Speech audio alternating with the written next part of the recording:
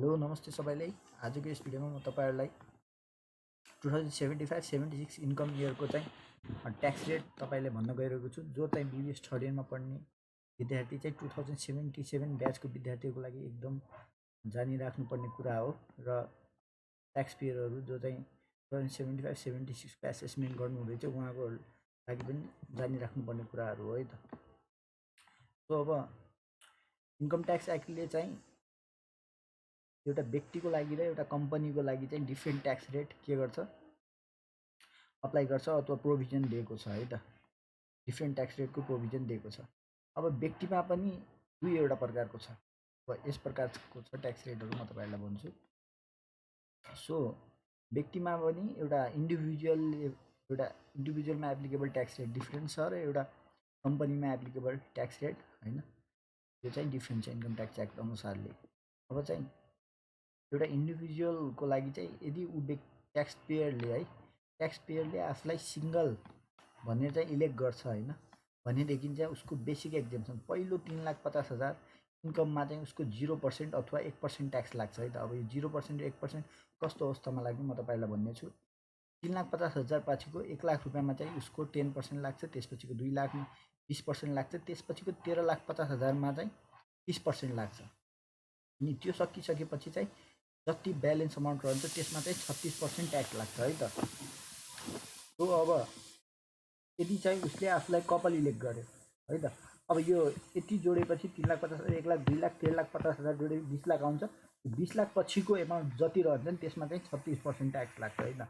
अनि अब उसले चाहिँ यदि व्यक्तिले इन्डिभिजुअलले आफूलाई चाहिँ कपल इलेक्ट गर्यो भनेदेखि चाहिँ उसको बेसिक एक्जम्पसन चाहिँ 4,00,000 देखि स्टार्ट हुन्छ, जसमा चाहिँ 0% अर 1% चाहिँ ट्याक्स लाग्छ। अनि त्यसपछिको नेक्स्ट 1,00,000 मा चाहिँ 10% लाग्छ, त्यसपछिको नेक्स्ट 2,00,000 मा 20% लाग्छ र 13,00,000 मा चाहिँ 30% लागेर चाहिँ 20,00,000 पुगिसकेपछि अब ब्यालेन्स अमाउन्ट हुन्छ जो त्यसमा चाहिँ 36% ट्याक्स लाग्छ है त।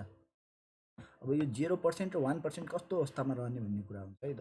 अब 0% कुन अवस्थामा हुन्छ भनेदेखि यदि चाहिँ त्यो व्यक्तिले बिजनेस अथवा इन्भेस्टमेन्टबाट आम्दानी गर्छ अथवा इन्कम डेराइभ गर्छ प्राप्त गर्छ भनेदेखि त्यो अवस्थामा चाहिँ 0% ट्याक्स लाग्ने गर्छ है त।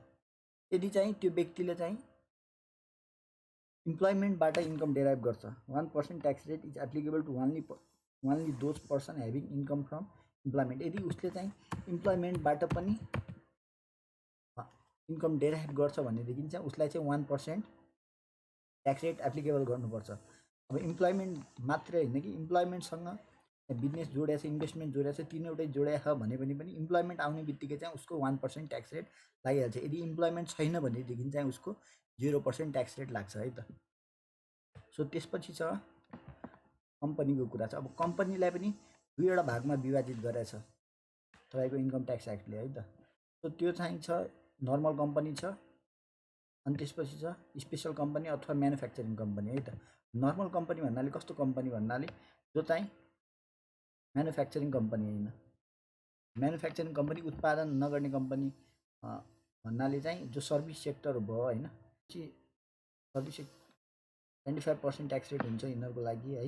Normal tax rate 25% flat tax rate लाग्छ। अनि त्यसपछि अब म्यानुफ्याक्चरिङ कम्पनी भन्नाले उत्पादन गर्ने कम्पनी इन्डस्ट्री है, इन्डस्ट्री भन्दा पनि भयो। अनि त्यस्तो कम्पनीलाई चाहिँ स्पेशल कम्पनी पनि भनेर भन्छ इन्कम ट्याक्सले। म्यानुफ्याक्चरिङ कम्पनीमा चाहिँ एक्स टोब्याको त्यसपछि अल्कोहोल भन्दाखेरि पनि भयो है त। यिनीहरूमा चाहिँ 25% 5% ट्याक्स रेट कन्सेसन हुन्छ है त। सो अब कुरा आउँछ नन रेसिडेन्ट पर्सनले यदि नेपालमा बसेर इन्कम डेराइभ गर्छ भनेदेखि त्यस्तो पर्सनमा चाहिँ नर्मल ट्याक्स रेट कम्पनीको जस्तै normal tax rate, normal rate अथवा फ्ल्याट रेट भन्दा पनि हुन्छ यसलाई है। फ्ल्याट रेट 25%, नो बेसिक एक्जम्पसन यसको लागि। इन्डिभिजुअललाई गरेको जस्तो चाहिँ नन रेसिडेन्ट पर्सनलाई गर्न पाइँदैन। उसले चाहिँ व्यक्तिबाट कमाओस्, उसले एउटा सिङ्गल्ली डेराइभ गरेको छ इन्कम जेबाट पनि डेराइभ गरेको छ भनेदेखि उसलाई चाहिँ 25% नर्मल ट्याक्स रेट लाग्न आउँछ, फ्ल्याट रेट लाग्न आउँछ। अब केही एक्स्ट्रा प्रोभिजनहरू छ इन्कम ट्याक्सको है त, त्यो पनि हेरौँ। अब special company providing employment to people are provided some concession, केही चाहिँ छुट प्राप्त गर्छ है। सो स्पेशल कम्पनीको ट्याक्स रेट भनेको नर्मल ट्याक्स रेट भनेको 20% हो, तर चाहिँ उसले चाहिँ 100 भन्दा बढी मान्छेलाई चाहिँ इम्प्लोइमेन्ट दियो भनेदेखि चाहिँ उसले चाहिँ 80% 2% ट्याक्स डिस्काउन्ट पाउन ट्याक्स कन्सेसन पाउन सक्छ। यदि 300 भन्दा बढी मान्छेलाई चाहिँ इम्प्लोइमेन्ट दियो भनेपछि 16% पाउन सक्छ। 500 भन्दा बढीलाई गरेपछि उसले 15% ट्याक्स तिर्नुपर्छ। 1000 भन्दा बढीलाई गरेपछि 14% तिर्नुपर्छ। यदि चाहिँ उसले 100 जना मान्छेलाई चाहिँ इम्प्लोइमेन्ट दियो, 1/3 चाहिँ ब्याकवर्ड पिपुल वुमनहरूलाई चाहिँ उसले इम्प्लोइमेन्ट दिन्छ भनेदेखि चाहिँ उसलाई चाहिँ एक्स्ट्रा कन्सेसन भएर चाहिँ लाग्नुपर्ने मेन 100 जनालाई इम्प्लोइमेन्ट प्रोभाइड गरेपछि 18% हो। तर चाहिँ उसलाई एक्स्ट्रा कन्सेसन भएर चाहिँ 2% एक्स्ट्रा कन्सेसन कति हुन्छ 16% हुन्छ। यिनीहरूको केसमा पनि तपाईँको त्यस्तै हुन्छ, 2% चाहिँ एडिसनल कन्सेसन लाग्ने गर्छ है सबैको केसमा नर्मली हेर्दाखेरि।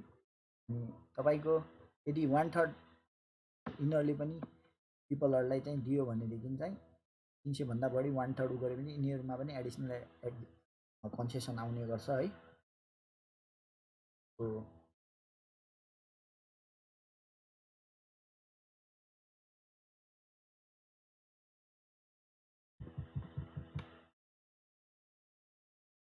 स्मल बिजनेस ट्याक्स छ है त। स्मल एउटा इन्डिभिजुअलले बिजनेस गरिरहेछ होइन, person running business sales less than 20 lakh and profit less than 2 lakh is tax as follow. अब एउटा व्यक्तिले चाहिँ बिजनेस गरिरहेछ अनि उसले चाहिँ सेल्स भ्यालु चाहिँ कति गर्छ 2 लाख, सेल्स भ्यालु 2 लाखभन्दा कम छ र प्रफिट सेल्स भ्यालु 20 लाखभन्दा कम छ र प्रफिट 2 लाखभन्दा कम छ भनेदेखि चाहिँ उसलाई चाहिँ बेसिक एक्जेम्सन यो फुल इन्कममा ट्याक्स लाग्ने यस्तो हुँदैन। उसको चाहिँ के हुन्छ भनेदेखि metropolitan city or sub metropolitan city महानगरपालिका र उपमहानगरपालिकामा छ भनेदेखि उसले सालको 5000 तिर्नुपर्छ ट्याक्स। यदि म्युनिसिपालिटीमा छ, नगरपालिकामा छ भनेपछि उसले 2500 तिर्नुपर्छ। अनि म्युनिसिपालिटी बाहेक अरू गाउँपालिका चाहिँ यिनीहरूमा छ भनेदेखि यिनी दुईवटा बाहेक अरू एरियामा छ भनेदेखि उसले सालको 1000 रुपियाँ मात्रै ट्याक्स तिर्नुपर्छ है त। अब त्यसपछि छ अब केही एरियाहरूमा चाहिँ दुर्गम क्षेत्र, अति दुर्गम क्षेत्रहरूमा चाहिँ तपाईँको स्पेसल इन्डस्ट्री रन भइरहेछ भनेदेखि त्यसले चाहिँ आफ्नो इन्कम जेनेरेट गरेको 10 वर्षसम्म है त, आफ्नो इन्कममा चाहिँ 10 वर्षसम्म चाहिँ यदि ट्याक्स कन्सेसन पाउन सक्छ। यदि यसको लागि धेरै कम ट्याक्स तिर्नुपर्ने हुन्छ। यदि स्पेसल इन्डस्ट्रीले चाहिँ यो रिमोट एरिया अनि डेभलप एरियामा चाहिँ आफ्नो बिजनेस रन गरिरहेछ भनेदेखि है यसले ट्याक्स कन्सेसन धेरै प्राप्त गर्ने गर्छ। अब ट्याक्स रेट यो प्रकार छ, म तपाईँलाई भनिदिन्छु। त्यो 10 वर्षसम्म मात्र, फेरि 10 वर्षभन्दा माथि गयो भनेपछि normal tax rate flat rate लाग्छ है त। 10 वर्षसम्मको इन्कममा मात्र उसले यो ट्याक्स रेटहरू प्राप्त गर्न सक्छ। अब रिमोट एरियामा छ भनेदेखि चाहिँ 2% यो दुर्गम क्षेत्र भयो। अनडेभलप्ड एरियामा छ, अविकसित एरियामा चाहिँ रन गरिरहेको छ स्पेसल इन्डस्ट्री होइन, म्यानुफ्याक्चरिङ इन्डस्ट्री भनेदेखि चाहिँ उसलाई 4% हुन्छ।